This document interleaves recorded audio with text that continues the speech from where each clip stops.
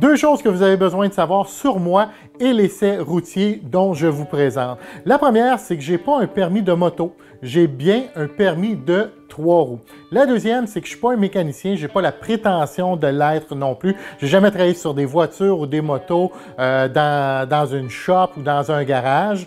Alors, qu'est-ce que vous allez avoir dans l'essai routier? C'est vraiment la perspective ou le point de vue de quelqu'un que lui, la seule chose qu'il fait dans la vie, ben, c'est rouler en Can-Am Spyder.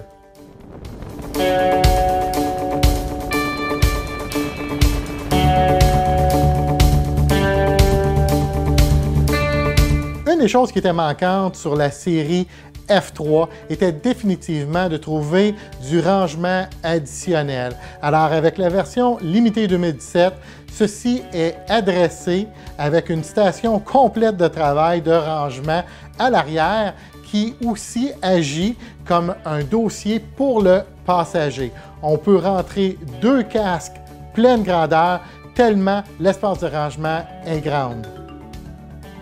Dans l'édition Touring et limitée, nous avons aussi juste en haut des cadrans une petite espace qui est réservé pour le téléphone cellulaire, les lunettes de soleil, le portefeuille ou encore votre lecteur MP3, car ici vous allez trouver une prise USB et aussi une prise pour l'audio.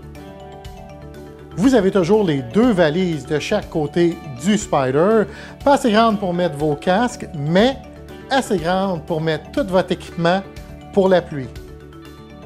Je vous parle du pare-brise pour le F3 limité, ou je devrais dire le manque de pare-brise. Je suis avec un sourire parce que, évidemment, le F3, c'est pas un RT. Si on veut le confort du RT, ben, on reste avec un RT. Le F3, il vient avec son sens de l'aventure et le vent en fait partie.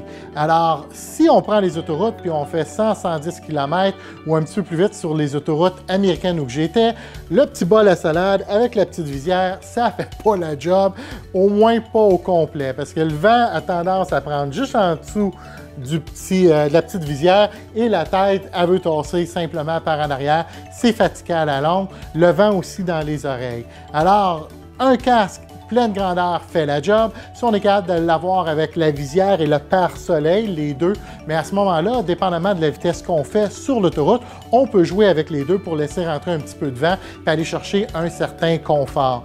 Mais encore une fois, c'est un F3, c'est pas un RT. Le vent, ça fait partie de la game.